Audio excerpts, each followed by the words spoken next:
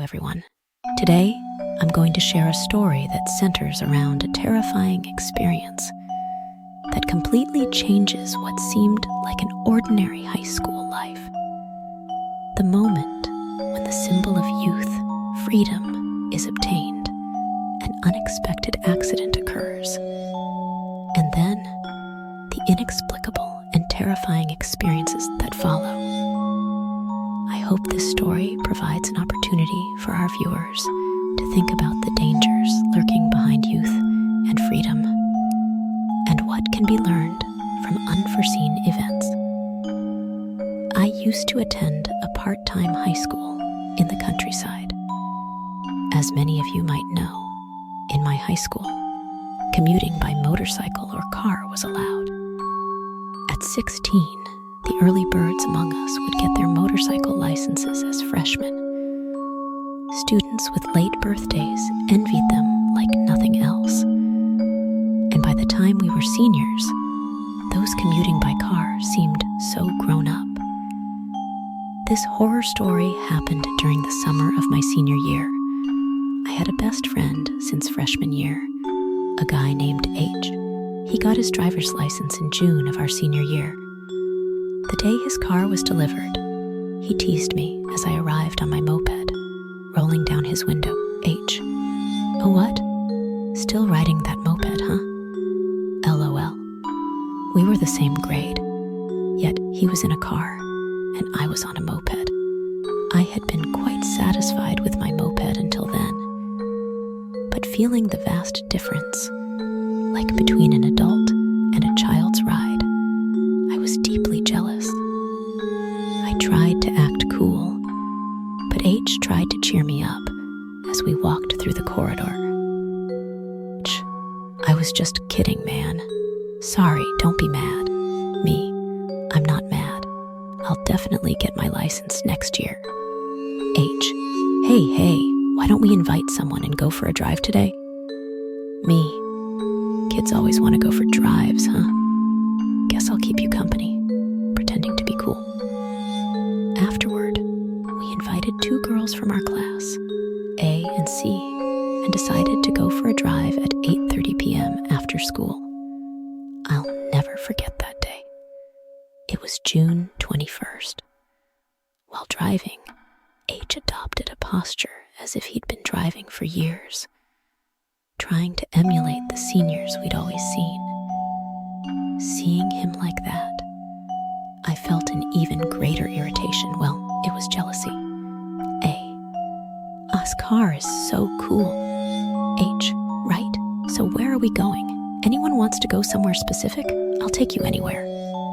Me. I'm fine with anywhere, being sulky. Back then, just having a car made you popular with girls. I'd often hear girls saying, "Wow, your boyfriend has a car?"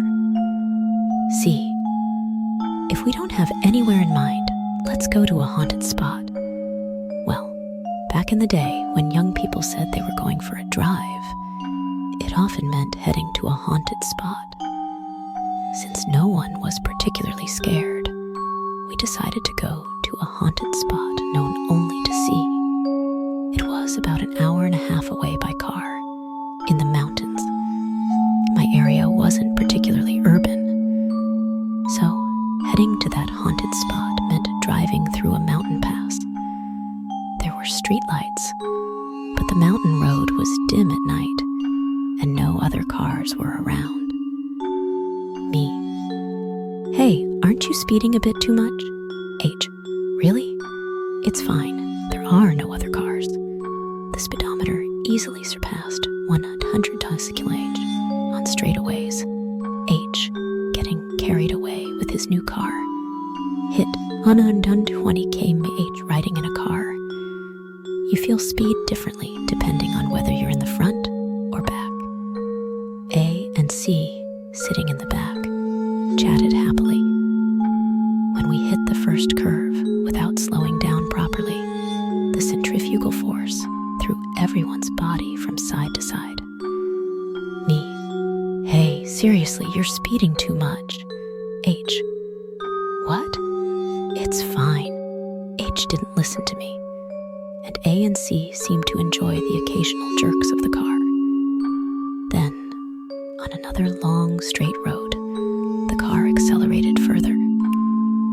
As we approached the first curve, which had a mirror installed for safety, that's when it happened. A black cat suddenly darted in front of us. H, trying to avoid the cat, swerved the car, but we were going too fast, and the tires slipped. I screamed as we crashed into the roadside, leading to a major accident. I woke up in a hospital bed.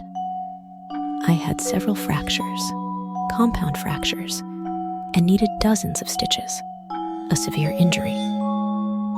When I calmed down, I asked my mother about H, A, and C, but all she said was, "Don't worry about that now, just focus on resting."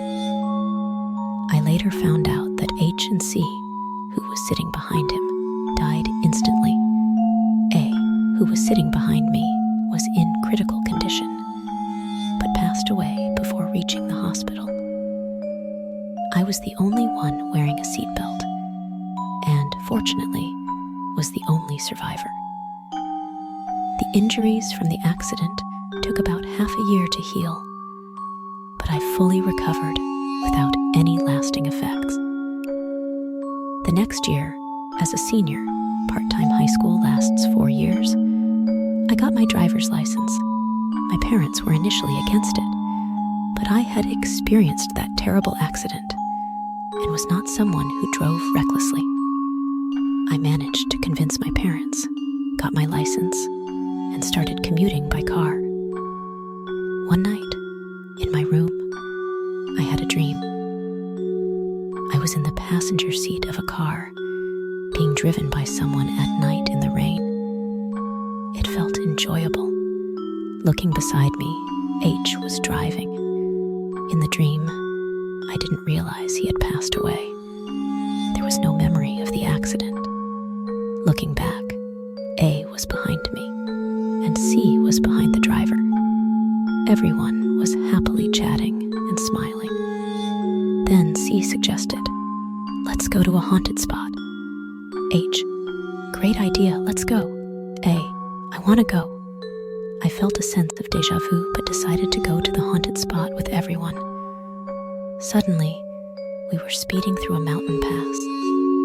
The car's speedometer must have hit 140 km/h. The engine roared, and I was suddenly consumed by fear. I'm scared. Up ahead was a curve, and H didn't slow down. As we approached the curve, I looked at H, whose face was pale, like a dead person's, devoid of life. Realizing we'd crash if we continued, I tried to jump out of the car, but then I felt a strong grip on my shoulder.